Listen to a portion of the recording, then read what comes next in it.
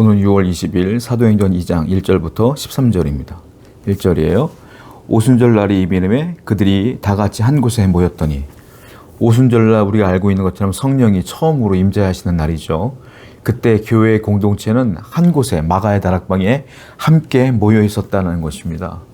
예수님이 십자가에 달리실 때에 제자들은 어떻게 됐습니까? 뿔뿔이 흩어졌죠. 다 도망갔죠.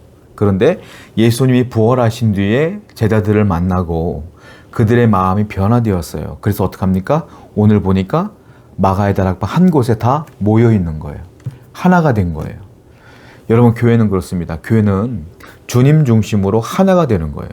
주님을 사랑하는 마음으로 하나가 되고 연합하는 것이 교회다라는 겁니다. 성도는 항상 하나님의 사랑으로 중심이 되어 하나 되는 것입니다. 서로를 이해하고 인정해주며 하나 되고 연합되는 것이 교회의 분명한 목적이 되어야 될 줄 믿습니다.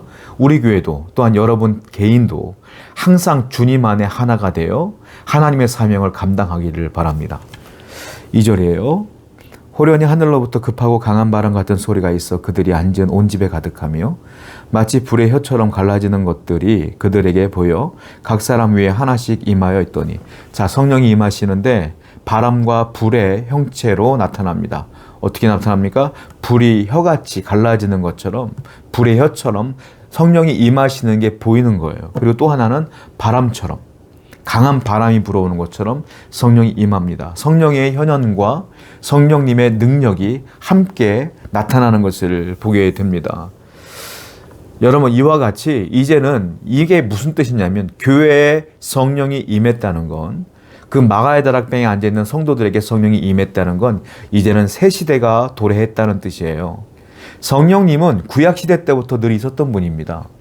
그런데 왜 굳이 사도행전에 보면 성령이 눈에 보이는 형체로 다시 임했느냐? 이건 뭐냐면 이제는 성령 시대다. 다른 말로 교회 시대다. 새 시대가 도래했다라는 것을 의미하는 거예요. 자, 이제는 하나님께서 교회에 이와 같은 성령의 능력을 부으리라. 아울러 만민에게, 모든 믿는 자에게 성령의 능력을 부으리라라고 하는 하나님의 메시지인 거예요. 그러므로 오늘날 성도에게는 하나님의 능력이 임합니다. 여러분, 사명을 감당할 때 사명자에게는 하나님이 그냥 사명 감당에 명령만 하지 않고요, 사명을 감당할 만한 힘과 능력을 더해 주시더라 이거예요. 오늘도 하나님의 능력으로 사명을 잘 감당하는 여러분 되기를 축원드립니다. 4절입니다. 그들이 다 성령이 충만함을 받고 성령이 말하게 하심을 따라 다른 언어들로 말하기를 시작하니라. 우리가 흔히 알고 있는 방언이 나타났어요. 성령이 임하니까 성령이 말하게 하시는 거예요. 이걸 성령 충만함이라 그래요. 성령 충만은 뭐냐면 성령이 나를 아주 장악하는 거예요.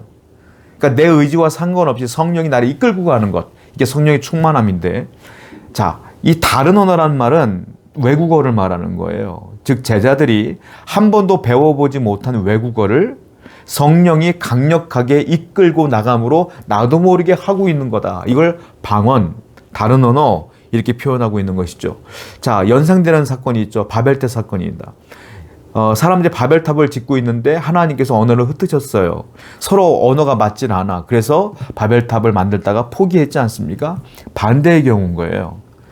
배우지 않은 다른 언어들이 서로 방언으로 얘기하는데 이 방언은 하나님이 들으시고, 그리고 방언하는 사람들 통변에서도 같이 옴으로 말미암아 이 방언하면서도 이게 무슨 뜻인 줄 알게 되는 거예요. 즉 언어의 장벽이 무너지는 거죠. 언어의 장벽이 무너지면서 다시 하나님의 뜻을 알게 되는 거예요. 이걸 뭐라고 말하냐면, 그동안 하나님 관계가 무너져 있던 우리 관계가 이렇게 다른 언어가 다 통하는 거예요. 하나님과 방언하면서 그 하나님과의 관계가 회복되어지는 모습을 우리가 볼 수 있어요. 무엇으로? 성령으로. 성령이 임하니까 하나님과의 관계가 회복되더라 이거예요. 하나님과의 관계가 회복되는 것, 이것이 굉장히 놀라운 은혜인 거예요. 치유되고 회복되는 것. 여러분, 교회의 역할이 있습니다.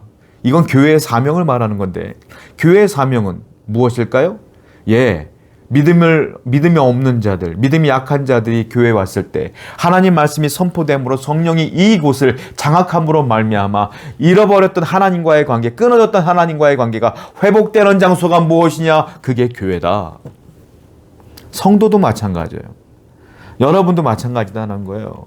여러분이 어느 공동체의 감으로 말미암아 어떤 곳의 감으로 말미암아 하나님을 알지 못하는 그리스도인이 아는 사람들을 그들에게 여러분들이 복음을 증거함으로 말미암아 여러분들 때문에 그들도 하나님 관계가 회복될 수 있는 것 아니겠느냐 이거예요. 교회나 성도나 사명이 있는데 그건 뭐냐? 하나님과의 관계 회복이다. 교회는 성도들과 하나님과의 관계 회복을 위해서 애쓰는 공동체가 교회가 되는 것이고, 개인은 하나님을 알지 못하는 자에게 복음을 증거함으로 그들 또한 하나님과 관계가 회복되기를 위해서 노력하는 것이 우리의 사명이다. 이 사명을 잘 감당한 우리 교회, 우리 성도님들 되기를 축원합니다. 12절부터 볼게요. 다 놀라며 당황하여 서로 이르되 이 어찌 된 일이냐 하며 또 어떤 이들은 조롱하여 이르되 그들이 새 술에 취하였다 하더라. 성령이 임하고 다른 언어를 얘기하는 방언을 보고 두 가지 반응이 나와요. 12절을 보니까 다 놀라며 당황하며 어찌 된 것이냐 놀라워하더라. 이 놀라운 능력, 아니 제자들이 우리가 알지 못하는 저런 언어를 할 수 있단 말이야 하고 성령의 능력을 기가 막혀 하는 거예요. 놀라워하는 거예요. 이건 기적이야. 하나님이 정말 살아계시는구나. 이렇게 반응하는 사람들이 있는가 하면 13절을 보니까 어떤 이들은 조롱하며 이르되 새 술에 취했구나. 너 대낮부터 술 취했냐? 이 말이에요. 조롱하는 거죠. 성령이 임하시면 또 복음을 전하면 복음이 전파되는 과정 가운데 항상 두 가지 반응이 나온다는 거예요. 어떤 분들은 놀라워하고 믿게 되고 어떤 분들은 조롱하고 더 싫어하고.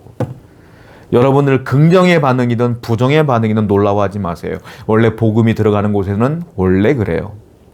우리는 그 반응을 보는 것이 아니라 이 복음을 전하는 사명에 집중해야 될 줄로 믿습니다. 오늘도 복음의 사명을 감당하는 여러분 되기를 축원드립니다. 기도합시다. 성령을 통하여 변화되기를 원하며 성령을 통하여 하나님의 능력을 나타내는 성도가 되게 해 주시옵소서. 예수님의 이름으로 기도드렸습니다. 아멘.